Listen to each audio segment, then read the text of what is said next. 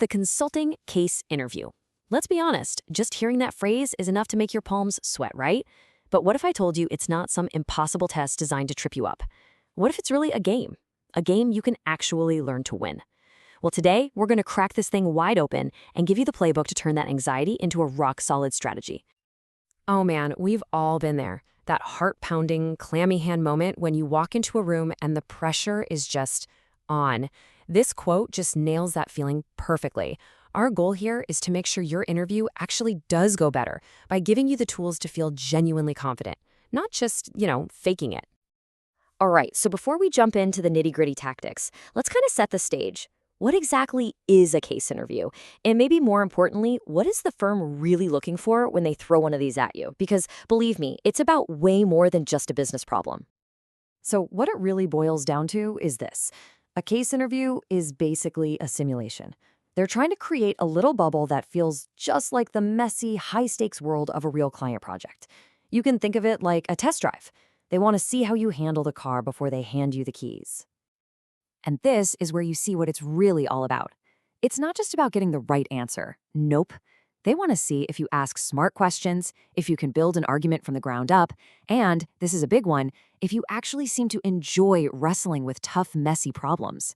At the end of the day, they're looking for a problem-solving spirit, not just a walking calculator. Okay, so let's switch gears for a second and talk about what happens before the case even starts. A lot of people treat this part like a warm-up, but trust me, that is a huge mistake. This is your first and maybe your best shot to make a real impression and set a positive vibe for the whole interview. You might hear it called the FIT interview, or if you're talking to McKinsey, the PEI. But honestly, the name doesn't matter. The goal is always the same. You have got to be memorable. This is not a throwaway conversation. They're trying to figure out if you're someone they'd actually want to be stuck with in an airport or a client's conference room late at night. And this slide right here, this just shows the difference perfectly. The standard candidate says something generic, a claim like, "I'm a good leader." The memorable candidate, they tell a story. When the interviewers are comparing notes at the end of a long day, you don't want to be that person with good leadership skills. You want to be the windsurfer. Because stories, that's what people remember. And here's a pro tip that's absolutely golden. Go 3 stories deep. Don't just prep one answer for those classic questions. You'd be amazed how often an interviewer will say, "That's a great example. Can you give me another one?" Having a backup, and even a backup for your backup, shows that your experience isn't a one-off. It shows real depth and that you've seriously done your homework. All right, the fit questions are over. You're feeling pretty good. Then, the interviewer slides that piece of paper across the table and starts laying out the business problem. The main event has officially begun. And how you handle these next few minutes, they can literally make or break your entire interview. Look, if there's just one thing you remember from all of this, let it be this right here. Structure is your superpower. When you're staring down a huge, messy, ambiguous problem, structure is the tool that lets you turn all that chaos into a clear step-by-step plan. It proves to the interviewer that you know how to think. So how do you actually use that superpower? Well, it comes down to these 3 critical moves. First, repeat the objective back to them and ask clarifying questions.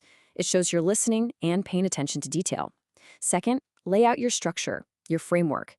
This tells them how you're going to tackle the problem before you even start. And third, state an initial hypothesis. This gives your entire analysis a direction right from the get-go. Okay, you've laid out your beautiful structure. Now it's time to get your hands dirty. This is the part where you're digging into the data, asking for information, and really having a back-and-forth problem-solving session with your interviewer. So you're in the thick of it, and the interviewer might slide something like this across the table. Now, the big mistake is to see this as just a math problem. It's not. It's a clue. A massive one. The interviewer has just handed you a key piece of the puzzle, and now they're just sitting back to see what you do with it. So let's put you in the hot seat. You're looking at this. What jumps out? You see a new competitor comes out of nowhere and grabs half the market. At the same time, your client's share gets cut in half, and the price for everybody gets slashed by 50%. So a pretty solid theory would be, hey, our client's getting hammered because a new, aggressive competitor just started a massive price war. And this is so important. I can't stress this enough. You have to think out loud. Don't just sit there silently crunching numbers in your head. You have to walk the interviewer through your logic, step by step. They don't have a window into your brain, right? You have to show them how you connect the dots. The journey is just as important as the destination. Okay, but let's be real for a second. What happens when you get stuck? Because it happens to everyone. You'll hit a wall, the path forward gets all fuzzy, and you feel that little bit of panic rising.